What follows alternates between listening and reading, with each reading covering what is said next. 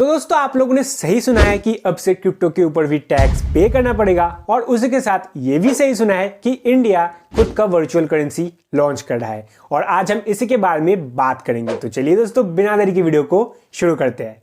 तो दोस्तों अगर आप एक क्रिप्टो होल्डर है, क्रिप्टो ट्रांजैक्शन करते हैं, क्रिप्टो को सेल करते हैं तो अब से आपको भी टैक्स पे करना पड़ेगा क्योंकि 1 फरवरी 2022 हमारे honourable finance minister Shri Nirmala Sitharaman ji ने ये अनाउंसमेंट किया है यूनियन बजट में कि अब से क्रिप्टो करेंसी को एज अ वर्चुअल एसेट की तरह देखा जाएगा जिसके ऊपर गवर्नमेंट अब 30% का टैक्स चार्ज करेगा। और इसी जगह पर बहुत सारे लोगों को ये जो बिल है ये पसंद नहीं आया है और उन लोगों का कहना है कि सरकार तो हर जगह अपने मुंह मारने के लिए आ जाता है। लेकिन दोस्तों अगर ठीक से इस बिल को पढ़ा जाए तो कुछ फैक्ट्स ऐसे हैं जिसके वजह से जो क्रिप्टो है उसके ऊपर टैक्स होना चाहिए क्योंकि हम सभी को पता है कि जो क्रिप्टो मार्केट है वो बहुत बड़ा मार्केट है। सो अगर इस मार्केट को टैक्स के दायरे में लाया जाता है तो हमारे गवर्नमेंट को बहुत ज़्यादा प्रॉफिट होगा इस क्रिप्टो मार्केट से।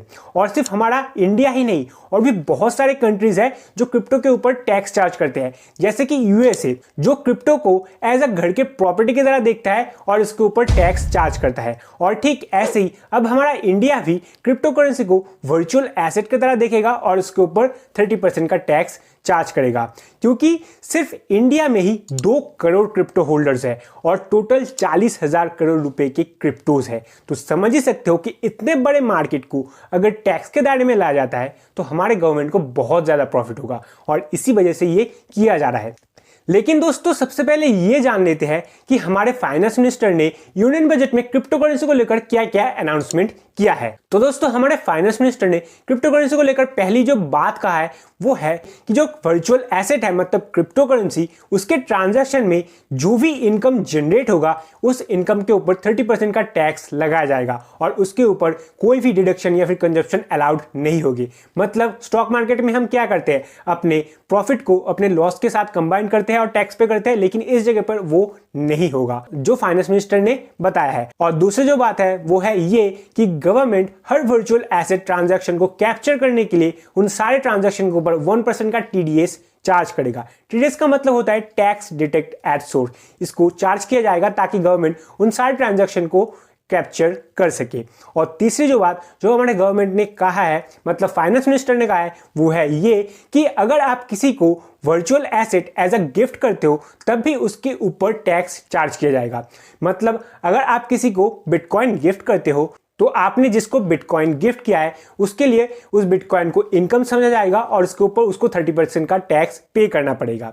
और यही 3 बात क्रिप्टो करेंसी को लेकर मेजरली बताया गया है जो टैक्स में इन्वॉल्व है। और चौथा जो बात जो हमारे फाइनेंस मिनिस्टर ने अनाउंसमेंट किया है वो है वर्चुअल करेंसी को लेकर कि उन्होंने कहा है कि इंडिया खुद अपना वर्चुअल करेंसी लॉन्च कर रहा है। और ये सारे जो रूल्स है ये सारे रूल्स 1 अप्रैल से लागू होना शुरू हो जाएंगे और सारे यूनियन बजट 1 साल के ही होते हैं। मतलब 1 अप्रैल से 31 मार्च के लिए ये सारे बजट होते हैं और साल खत्म होने के बाद नया बजट होता है। सो ये सारे जो रूल है ये सारे रूल 1 अप्रैल से लागू हो जाएंगे। लेकिन हम सबसे पहले ये जो तीनों पॉइंट्स है टैक्स के इनको समझ लेते हैं ताकि आप पूरी तरीके से इस टैक्स के मामले को समझ जाओ और उसके बाद बात करेंगे हमारे इंडिया के वर्चुअल करेंसी के बारे में कि हमारे गवर्नमेंट ने इसको लेकर क्या क्या बात किया है। तो बात करते हैं हमारे पहले टैक्स के पॉइंट को लेकर जो कि है जो टैक्स है वो आपको अपने नेट प्रॉफिट के ऊपर देना है। मतलब ये कुछ ऐसा है कि समझिए कि आपने जून के महीने में 1 लाख का बिटकॉइन खरीदा है और उसको 1 महीना होल्ड करके जुलाई के महीने में आप उसको 1,20,000 में बेच देते हो तो इस टाइम आपका प्रॉफिट कितना हुआ 20,000। तो वही आपका नेट प्रॉफिट है। तो आपको वो जो 20,000 है ना जो आपके नेट प्रॉफिट है तो उसके ऊपर आपको 30% का टैक्स पे करना है। और क्रिप्टोस में जो टैक्स लिया जाएगा वो आपको लॉस के ऊपर नहीं वो आपके नेट प्रॉफिट के ऊपर पे करना पड़ेगा। मतलब ये कुछ ऐसा समझिए कि आपने बिटकॉइन के ऊपर 30,000 का लॉस गेन किया है और इथेरियम के ऊपर 70,000 का प्रॉफिट गेन किया है। तो इस टाइम जो नेट प्रॉफिट है उसको ऐसे कैलकुलेट किया जाएगा कि 70,000 profit in Ethereum minus 30,000 loss in bitcoin, total net profit 40,000 इन क्रिप्टोस। तो आपको वो जो 40,000 है जो आपका प्रॉफिट हुआ है उसके ऊपर आपको टैक्स पे करना है। और ये सारे जो कैलकुलेशन है, ये सारे कैलकुलेशन एक साल के लिए होंगे। मतलब आपका साल खत्म तो कैलकुलेशन खत्म। आप अपने पिछले साल के लॉस को इस साल के मतलब नए साल के प्रॉफिट के साथ कंबाइंड नहीं कर सकते। मतलब ये कुछ ऐसा होता है कि स्टॉक्स में हम क्या करते हैं, पुराने साल के लॉस को अपने नए साल के प्रॉफिट के साथ कंबाइन कर देते हैं और टैक्स को कम पे करते हैं। लेकिन क्रिप्टो में ऐसा कुछ भी नहीं होगा। आप अपने पुराने साल के जो लॉस है उसको नए साल के प्रॉफिट के साथ कंबाइन नहीं कर सकते। क्रिप्टो में ये कहा गया है कि आपको उसी साल का लॉस और उस साल का प्रॉफिट उसी साल बुक करना पड़ेगा।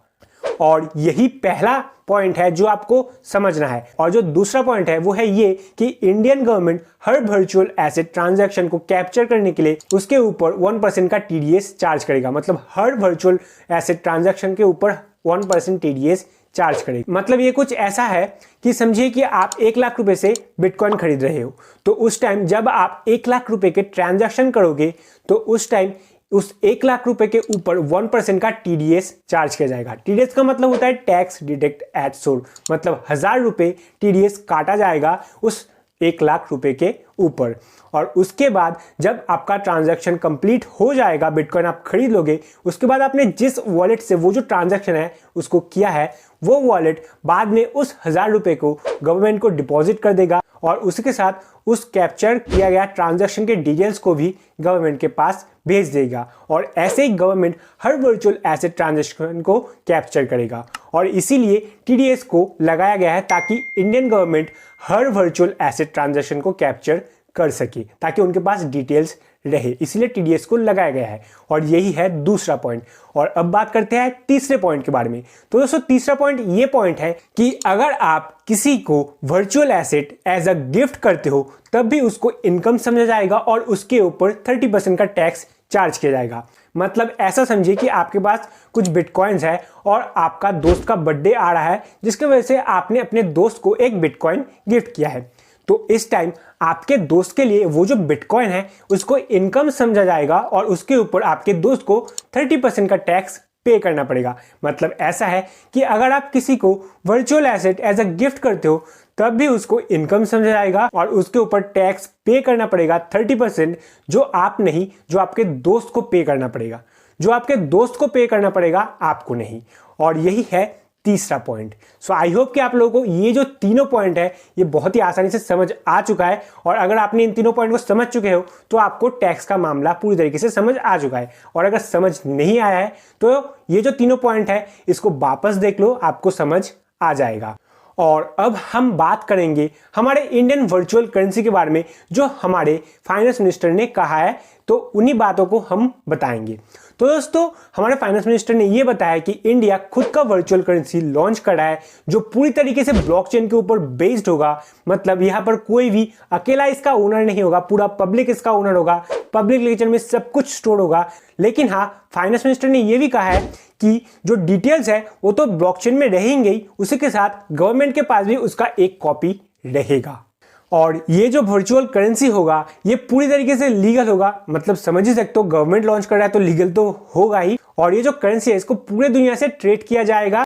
और ये जो करेंसी है इसको इसलिए लॉन्च किया जा रहा है, इसका मेन थीम ये है कि सारे लोग, मतलब जो लोग क्रिप्टो को इलीगल समझते हैं वो लोग क्रिप्टो को इलीगल ना समझे, क्रिप्टो के ऊपर वो लोग इन्वेस्ट करें। लेकिन उसी के साथ गवर्नमेंट ने ये भी कहा है कि क्रिप्टो में अगर आप इन्वेस्ट करते हो तो वो आपके खुद के जिम्मेदारी पर आपको इन्वेस्ट करना है, उसके ऊपर गवर्नमेंट कोई भी जिम्मेदारी नहीं लेगा। आपके खुद के जिम्मेदारी पर आपको क्रिप्टो के ऊपर इन्वेस्ट करना है। लेकिन फिलहाल इंडिया में क्रिप्टो को पूरी तरीके से लीगल कर दिया गया है, जिसकी वजह से ये जो करेंसी इसको लॉन्च किया जाएगा ताकि दूसरे लोगों को ऐसा ना लगे कि जो क्रिप्टो करेंसी है वो इलीगल है। और इसी वजह से इस करेंसी को लॉन्च किया जाएगा। और इस करेंसी का जो नाम रखा गया है, जो गवर्नमेंट की तरफ से बताया गया है, वो है CBDC, मतलब सेंट्रल बैंक डिजिटल करेंसी, जो इस वर्चुअल करेंसी का नाम रहेगा। और ये जो करेंसी है ये कब लॉन्च होगा इसके बारे में बताया तो गवर्नमेंट ने ये बताया है कि ये जो करेंसी है ये हमें देखने को मिलेगा 2023 में। मतलब 23 में ये करेंसी को लॉन्च किया जाएगा। और फिलहाल तो इतनी ही अपडेट है इस करेंसी को लेकर। लेकिन अगर बाद में कोई भी अपडेट आते हैं इस करेंसी को लेकर तो मैं आप लोगों को बता दूंगा। सो आई होप कि आप लोगों को इन टैक्स के तीनों पॉइंट के बारे में भी समझ आ चुका है और हमारे इंडियन वर्चुअल करेंसी के बारे में भी पता चल चुका है। तो दोस्तों अगर आपको ये वीडियो पसंद आए तो वीडियो को लाइक एंड शेयर जरूर करना ताकि आपके दोस्त को भी पता चल सके। और अगर हमारे चैनल में न्यू है, चैनल को सब्सक्राइब करना, बेल आइकन बटन को प्रेस करना ताकि ऐसे जो इंटरेस्टिंग वीडियोस है उसका नोटिफिकेशन आप तक पहुंच सके। और आप लोग चाहो तो मुझे फेसबुक पेज और इंस्टाग्राम पर भी फॉलो कर सकते हैं, जिसका लिंक मैंने डिस्क्रिप्शन पर दे दिया है।